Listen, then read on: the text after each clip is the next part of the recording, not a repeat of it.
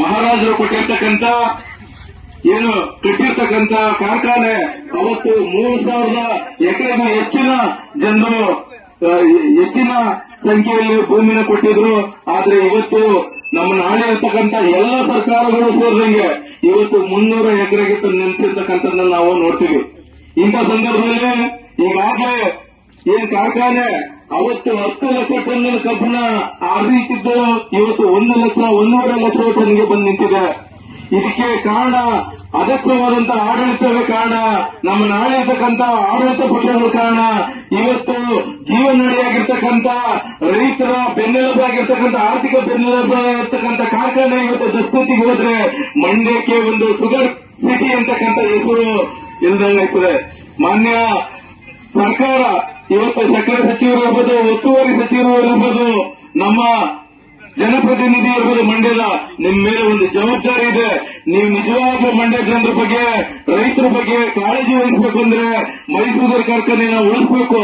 ಮೈಸೂರು ಕಾರ್ಖಾನೆ ಉಳಿದ್ರೆ ಇಲ್ಲಿ ಸಾವಿರಾರು ಸಂಖ್ಯೆಯಲ್ಲಿ ಇರ್ತಕ್ಕಂಥ ರೈತರ ಮಕ್ಕಳಿಗೆ ಉದ್ಯೋಗ ಸಿಗ್ತದೆ.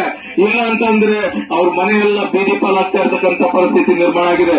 ಈಗಾಗಲೇ ಹಳ್ಳಿಯಲ್ಲಿರ್ತಕ್ಕಂಥ ಯುವಕರು ಪಟ್ಟಣದಲ್ಲಿ, ಸಿಟಿಗಳಲ್ಲಿ ಆಟೋ ಡ್ರೈವರ್ ಆಗಿ ಹೋಟೆಲ್ ಕೆಲಸ ಮಾಡ್ಕೊಂಡು ಇವತ್ತು ಬೇರೆ ಬೇರೆ ರೀತಿಯಾದಂತಹ ಕೆಲಸದಲ್ಲಿ ತೊಡಗಿರ್ತಕ್ಕಂಥದ್ದು ನಾವು ನೋಡ್ತಾ ಇದ್ದೀವಿ. ನಮಗೆ 1 ಟನ್ ಕಬ್ಬಿಗೆ 5,000 ಕೊಟ್ರೆ ಅದೇ 5,000 ರೂಪಾಯಿ 1 ಎಕರೆಗೆ 60 ಟನ್ ಬೆಳಿತೀವಿ ಅಂದ್ರೆ 2 ಎಕರೆಗೆ 120 ಟನ್ ಬೆಳಿತೀವಿ ಅಂದ್ರೆ ಹೆಚ್ಚು ಕಮ್ಮಿ 6 ಲಕ್ಷ ರೂಪಾಯಿ ದುಡ್ಡು ಬರ್ತದೆ ಒಂದು ವರ್ಷಕ್ಕೆ. ಇಂಥ ಸಂದರ್ಭದಲ್ಲಿ 6 ಲಕ್ಷ ಬಂದ್ರೆ ಅದೇ ನಮ್ಮ ಹುಡುಗು 25,000 ರೂಪಾಯಿ 20,000 ರೂಪಾಯಿ ಇಡೀ ರಾಜ್ಯಕ್ಕೆ ಬೇರೆ ಬೇರೆ ಸಿಟಿಗಳಲ್ಲಿ ಕೆಲಸ ಮಾಡ್ತಕ್ಕಂಥದ್ದು ತಪ್ತದೆ. ನಮ್ಮ ಯುವಕರು ಹಳ್ಳಿ ಉಳಿತಾರೆ.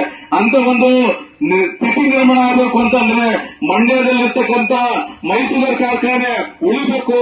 ಮೈಸೂರು ಕಾರ್ಖಾನೆ ಹೆಚ್ಚಿನ ರೀತಿಯಲ್ಲಿ ರೈತರು ಬೆಳೆದಂತ ಬೆಲೆಗೆ ಬೆಂಬಲ ಬೆಲೆಯನ್ನ 5,000 ಕೊಡಬೇಕು. ಯಾವ ರೀತಿಯಲ್ಲಿ ಕೊಡಬಹುದು ಅಂದ್ರೆ ಸಾಕಷ್ಟು ಬೈ ಪ್ರಾಡಕ್ಟ್ ಇರ್ತಕ್ಕಂಥದ್ದನ್ನ ನಾವು ನೋಡ್ತೀವಿ. ಡಿಸ್ಲರಿ ಇದೆ, ಸ್ಪಿರಿಟ್ ಇದೆ, ಎಥನಾಲ್ ಇದೆ, ಗೊಬ್ಬರ ಇದೆ, ಹಾಗೇನೆ ಇನ್ನಿತರವಾದಂತ ಉಪಯುಕ್ತವಾದಂತ ಯಾವುದೇ ರೀತಿಯಾದಂತ ವಸ್ತುಗಳನ್ನು ನಾವು ಬಳಸಿ ಇವತ್ತು 5,000 ರೂಪಾಯಿಗೂ ಕೂಡ ಹೆಚ್ಚಿನ ರೀತಿಯಲ್ಲಿ ಬೆಂಬಲ ಬೆಲೆಯನ್ನು ಕೊಡಬಹುದು. ಯಾಕೆ ಕೊಡಕ್ಕಾಯ್ತಲ್ಲ ಅಂತಕ್ಕಂಥದ್ದು ನಾವು ಪ್ರಶ್ನೆ ಆಗ್ತಕ್ಕಂಥ ಸ್ಪಿರಿಟ್ ಇಂದ ಬರುತ್ತೆ. ರೈತನ ಕಬ್ಬು ಬೆಳೆಯಿಂದ ಇವತ್ತು ಸ್ಪಿರಿಟ್ ಇಂದ 40,000 ಕೋಟಿ ಬರ್ತಾ ಇದೆ. ರೈತರಿಗೆ ಒಂದು 5,000 ಕೊಡೋಕ್ಕಾಗಬೇಡ್ರಿ, ಖಂಡಿತ ಕೊಡಬಹುದು. ಮೈಸೂರು ಕಾರ್ಖಾನೆಯಲ್ಲಿ ಕೋಚಿಂಗ್ ಡೆವಲಪ್ ಮಾಡಿದ್ರೆ, ಅಲ್ಲಿ ಕರೆಂಟ್ ಅನ್ನು ತಯಾರು ಮಾಡಿದ್ರೆ, ಡಿಸ್ಟಿಲರಿಯನ್ನು ಹಾಕಿದ್ರೆ ಪ್ರತಿಯೊಬ್ಬ ರೈತರಿಗೆ 5,000 ರೂಪಾಯಿ ಪರ್ ಟನ್ ಕೊಡಬಹುದು, 1,000 ಉದ್ಯೋಗಗಳನ್ನ ಕೊಡಬಹುದು. ಇದ್ರ ಬಗ್ಗೆ ಮಾತಾಡ್ರಪ್ಪ ಅಂದ್ರೆ ನಮ್ಮ ರಾಜಕಾರಣಿಗಳು ಏನ್ ಮಾಡ್ತಾರೆ ಇವತ್ತು? ಅಣ್ಣ ಬಂತಾನೆ ಫ್ಲೆಕ್ಸ್ ಹಾಕ್ತಾರೆ, ಬಡಾಕಿ ಹೊಡಿತಾರೆ, ಸ್ವೀಟ್ ಕೊಡ್ತಾರೆ, ಬುದ್ಧಿ ಬಂಡಿ ಹಿಡ್ಕೊಂಡಿರ್ತಾರೆ, ಬೋಡ ಹೊಡಿತಾರೆ, ಮನೆ ಕಳಿಸ್ತಾರೆ. ನಾವು ಚರ್ಚೆ ಮಾಡ್ತಾ ಇಲ್ಲ, ರೈತರ ಬಗ್ಗೆ ಚರ್ಚೆ ಮಾಡ್ತಾ ಇಲ್ಲ, ರೈತರ ವಿಚಾರಗಳ ಬಗ್ಗೆ ಚರ್ಚೆ ಮಾಡ್ತಾ ಇಲ್ಲ.